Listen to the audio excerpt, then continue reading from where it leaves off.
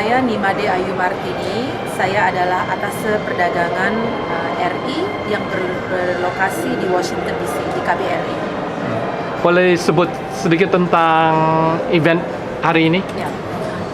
Hari ini Indonesia hadir pada pameran Sourcing at Magic, sebuah pameran terbesar untuk bidang tekstil dan aparel di Amerika Serikat. Indonesia menghadirkan pavilion Indonesia yang terdiri atas 20 booth yang terdiri atas berbagai perusahaan benang, tekstil, aparel, batik, tas, kulit dan produk kulit, serta jewelry. Bagaimana kesan-kesan? Kami rasa ini baik ya, karena ini pertama kalinya kita hadir dalam jumlah yang cukup besar. Karena tahun ini Indonesia ditunjuk sebagai leading country. Artinya apa? Bahwa negara Indonesia itu sangat diperhatikan dan menjadi salah satu fokus dari para buyers untuk sourcing tekstil dan produk tekstil dari Indonesia. Dan kami mendapatkan kunjungan buyers lumayan baik. Saya sudah ketemu keliling dengan para peserta dari Indonesia, mereka cukup happy dan bahkan ada yang sudah deal. Dan saya sendiri dengan teman-teman dari ITBC LA dan Chicago juga bertemu dengan buyers yang menyatakan komitmen untuk sourcing lebih banyak dari Indonesia. Misalnya kemarin kami bertemu dengan JCPenney, Perry Ellis, dan Jones New York. Sudah berapa lama adakan pameran, ikut pameran ya? Sebetulnya Sourcing at Magic itu udah semenjak tahun 30-an. Tapi Indonesia baru beberapa tahun terakhir lah ikut sebagai sebuah pavilion gitu atau negara. Dulunya perusahaan Indonesia cukup aktif gitu, tapi 1-2, tapi mereka sendiri tidak diorganisir bersama. Nah, dalam 5 tahun terakhir ini kita organize. Jadi ada kantor ada dengan ITBC menghubungi mereka, mengajak mereka jadi satu. Jadi menurut kami itu lebih baik. Jadi kita membuat satu booth, kemudian ada buku informasi mengenai booth kita, dan kita informasikan dalam majalah juga. Jadi mereka tahu bahwa Indonesia hadir di sini.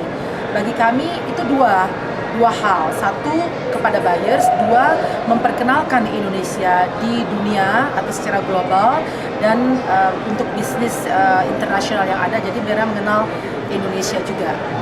Kalau dalam sisi positif, dibandingkan dengan produk dari Vietnam atau dari Tiongkok, bagaimana itu perbedaannya?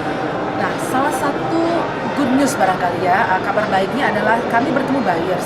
Mereka sendiri yang menyatakan bahwa Indonesia lebih baik dari kedua negara tersebut. Jadi bukan kita kan tidak tahu lah ya, mungkin kita tahu tapi kita tidak bisa melihat secara langsung. Mungkin perusahaan tahu, tapi mereka datang kepada kami, mereka bilang Indonesia memiliki berbagai keunggulan dibandingkan negara-negara tersebut. Pertama, jumlah penduduk. Jadi dibandingkan Vietnam misalnya, Vietnam hanya 40-an juta ya, Indonesia 240 juta.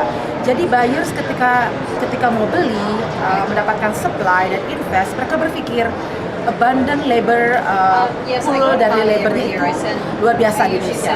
Selain itu mereka cukup terlatih, skillful. Jadi bukan hanya jumlahnya, tapi kualitasnya juga. Mereka happy. Orang Indonesia itu kan seni ya.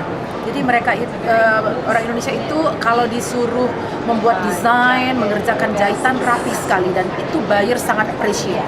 Di beberapa negara mereka katanya kecewa setelah barangnya dilihat tidak rapi jahitannya. Nah, Indonesia tidak seperti itu. Ketiga, Indonesia juga pemerintahnya cukup mendukung untuk perkembangan tekstil dan ekspor produk tekstil, karena industri ini salah satu andalan dari ekspor Indonesia ke dunia. Jadi kita mendukung, sekarang ada program peremajaan mesin-mesin. Jadi itu dianggap oleh buyer sesuatu yang baik, di samping Indonesia stabil ekonominya dengan pertumbuhan 6,5% per tahun. Kalau untuk sisi yang bisa diimprove dari Indonesia, apa itu? Ada. Kami melihat beberapa komplain gitu dari 2 hari, 3 hari pameran di sini. Mereka bilang, aduh, Jakarta sangat macet ya.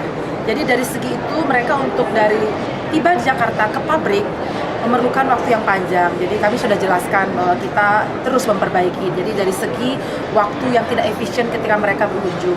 Kedua, infrastruktur. Mereka selalu ingin boleh nggak ditingkatkan jalan maupun port, jadi sehingga pengiriman barang sudah meningkat, bisa lebih dipercepat. Nah, beberapa perusahaan sudah mengupgrade. Jadi dalam 1 bulan barang itu sudah sampai di Amerika, tapi ada beberapa yang belum, dan itu merupakan PR kita infrastrukturnya. Ketiga, untuk permesinan, tapi again kami sampaikan tadi, pemerintah telah memiliki program, kita bekerja sama dengan asosiasi, dengan para pengusaha. Pelan-pelan mereka telah meningkatkan, mengganti dengan mesin baru, sehingga lebih teknologinya lebih canggih, sehingga lebih efisien, maupun secara energi pun lebih irit. Apakah nama Indonesia tentunya di Amerika mungkin udah mulai orang mendengar ya nama Indonesia, tapi juga banyak orang Amerika yang tidak tahu Ya. Indonesia di mana. Ya. Apakah itu sebagai hambatan? Ya. Untuk industri tekstil dan produk tekstil dan aparel itu nama Indonesia mereka tahu.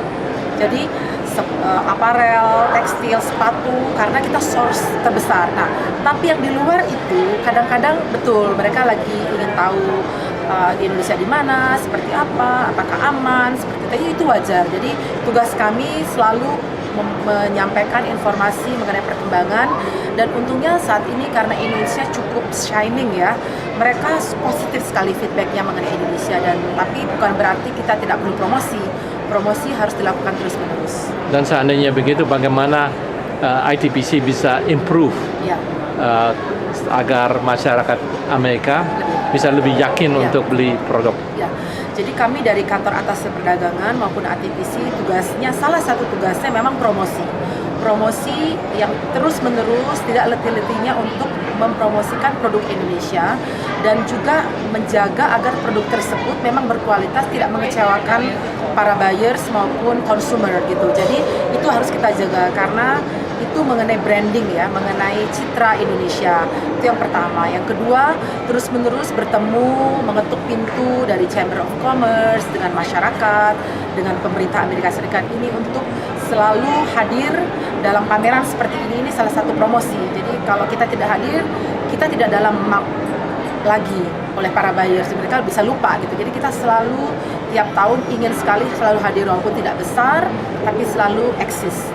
Seandainya ada pengusaha Indonesia yang mau ekspor barang ke Amerika, apa yang mereka perlu tahu? Salah satu yang harus diketahui, Amerika itu berbisnis atau melakukan ekspor susah gampang. Susahnya apa? Banyak aturan ya. Namun bukan berarti itu memang sebuah tantangan, tapi kesempatan juga. Kenapa? Karena Amerika masih merupakan sources dari pembeli terbesar di dunia, the biggest economy. Kemudian kalau mereka beli jumlahnya besar sekali, jadi itu kesempatan. Jadi, nah dengan demikian tergantung industrinya apa. Misalnya tekstil, kita harus comply, ada persyaratan compliant, tidak terlalu ribet sebetulnya, tapi ada beberapa, misalnya saya ingin berikan tips lah ya, beberapa hal yang mungkin buyers Amerika atau consumer Amerika itu ingin tahu dari sebuah produk kalau ingin masuk ke Amerika. Jadi yang nomor satu yang paling penting, kita harus spend sedikit waktu untuk pelajari market tersebut. Amerika itu seperti apa sih? Ada berapa musim? Culture-nya seperti apa? Kemudian apa kesenangan mereka? Nah, dari sana kita adjust. Jadi kan orang bilang kalau mau berhasil kita harus adjust dengan market tersebut, bukan sebaliknya. Nah, dari sana kita runut lagi, mereka sangat customer service oriented. Jadi kita harus siap kalau sudah beli barang, kalau ada komplain kemana, barang tersebut kontennya apa, dari mana asalnya.